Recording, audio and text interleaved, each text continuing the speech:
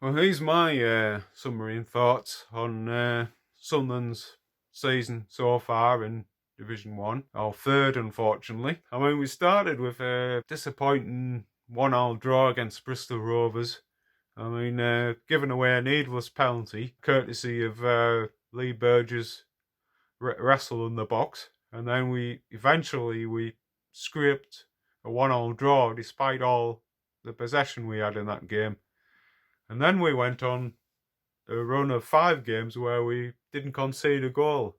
I mean, the football wasn't great, but we just pinched games by the odd goal here and there, and good results against Peterborough and Charlton. There was also Lyndon Gooch's solo goal against Oxford, and Grant Ledbetter showing us all that he was still up for the job in the team and taking that role just in front of the defence and in some games controlling the midfield. But then we came to the Portsmouth game, which we knew was going to be a tough game. We were exposed quite badly in that game for pace, not being able to take our possession at the forward end and convert into goals, and they punished us quite severely in that game and showed us a reality check, and also Parkinson's inability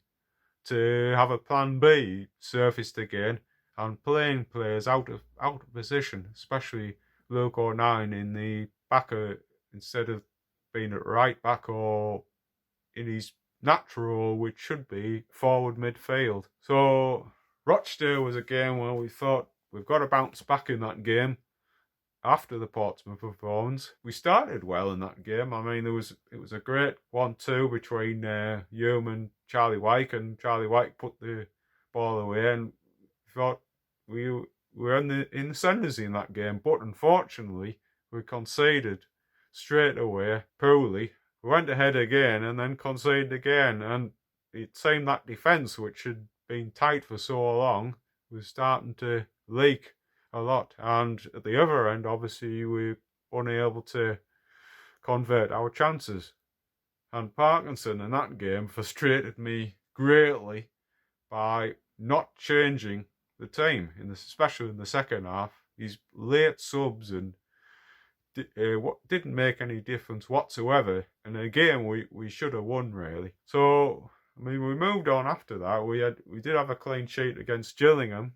And then there was the Ipswich game where we played really well for the first bit of the first half, took the lead, but then let Ipswich back in again, and were lucky, really, to come away with victory with a suspect penalty. And then it all seemed to go to draws and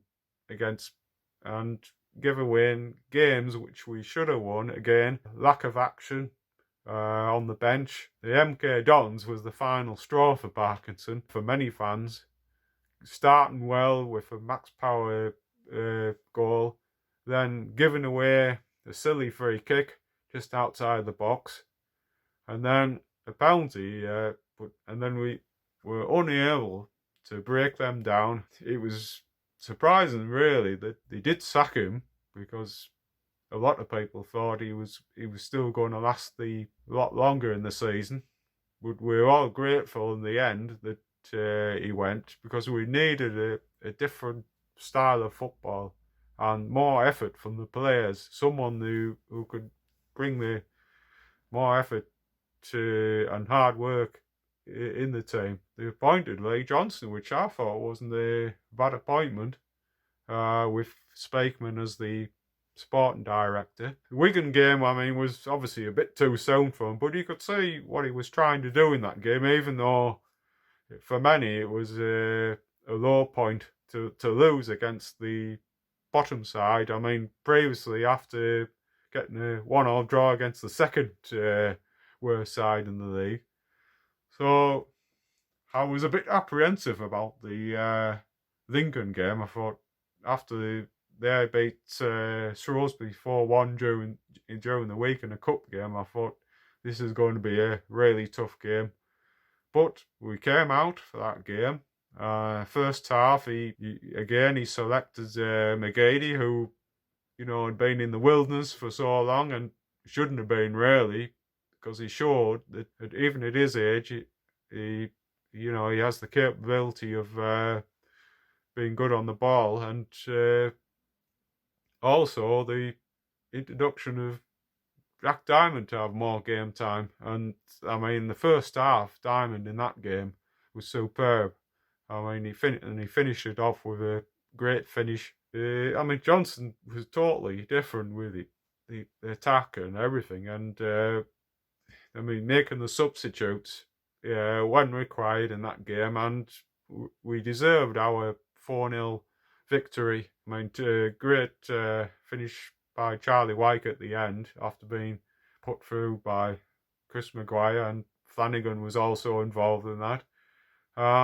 And it was such a shame that the Wimbledon game that the players come down with COVID, because I think everyone was expectation for that game was to have another victory. It should never have gone ahead. I don't know what they were thinking, especially even for the opposition team. So we have to wait until end of December for 29th for Accrington Stanley, and hopefully Johnston and Spakeman will be looking at strikers, because that's the area where we need to sort things out.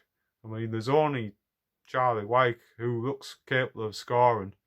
Graham, I was prepared to give him a clean slate this time, because obviously previously it was in the Premiership, but I think the Charlton game proved to be a pivotal point for him, because he missed them chances, and I thought, well, that's basically it for him. I mean, he can hold the ball up, but that's not what he's here for.